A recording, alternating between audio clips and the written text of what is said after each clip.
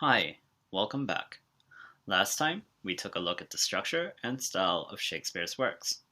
Today, we will be putting a deeper focus in the terminology for its poems and plays.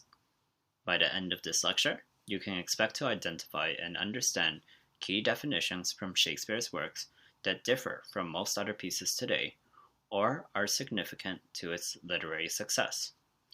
First, let me put out that there are some terms that I won't discuss, such as plot, character, and conflict. Terms that apply to a vast literature will be assumed as known. Perhaps I may make a course about that in the future, but my focus today will be on the significant special terms that you need to know. Listen, let's start off with irony. Irony expands outside of Shakespeare's era, before and after, and Shakespeare uses it for all kinds of purposes. First, irony can be thought of as an opposite, something in opposition to a statement or idea.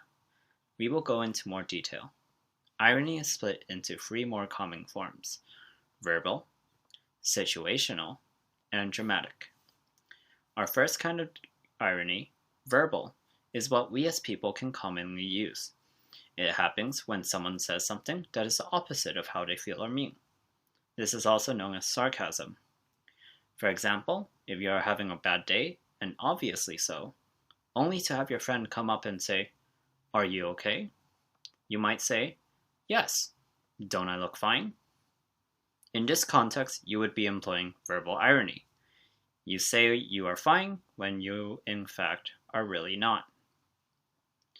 In Romeo and Juliet, Shakespeare starts his play by stating the two families of our two lovers as alike in dignity.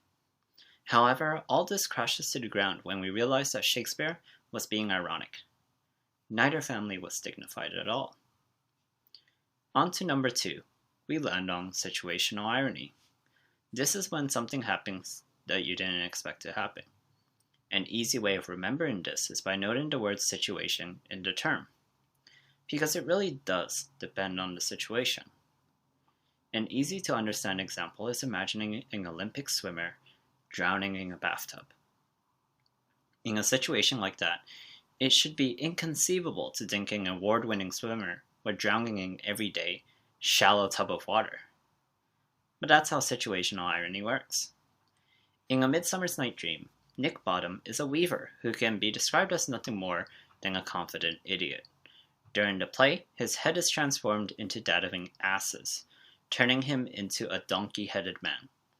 The situational irony occurs when Titania, the beautiful queen of fairies, falls in love with the monstrous Bottom via a love potion.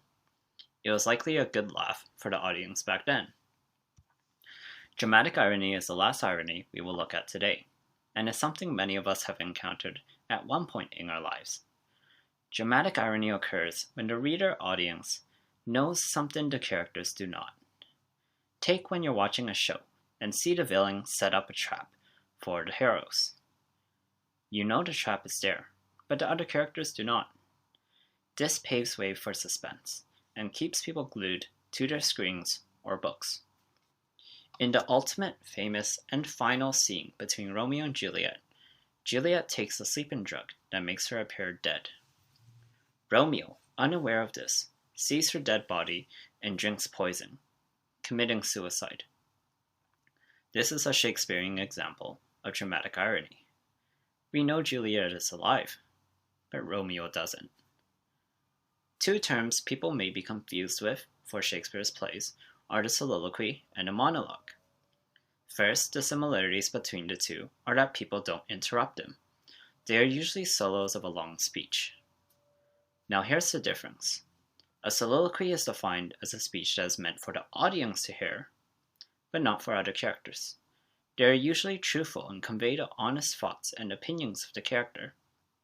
A monologue, on the other hand, is a speech directed to other characters. These speeches have the possibility of being manipulative, or less truthful. This isn't to say that they are all lies, but there's a chance. In summary, remember the soliloquy is more personal, honest and private, meant for the audience to hear. The monologue is a long speech dedicated for characters, and can be untruthful. Sort of similar to a soliloquy is an aside. This is when a character speaks directly to the audience, but isn't heard by other characters during the play. I mentioned before how Shakespeare had plays that were comedic, historical, and tragic. But one fact to know is that comedy had a different definition back then. A Shakespearean comedy was a play that had a good ending, usually involving marriage.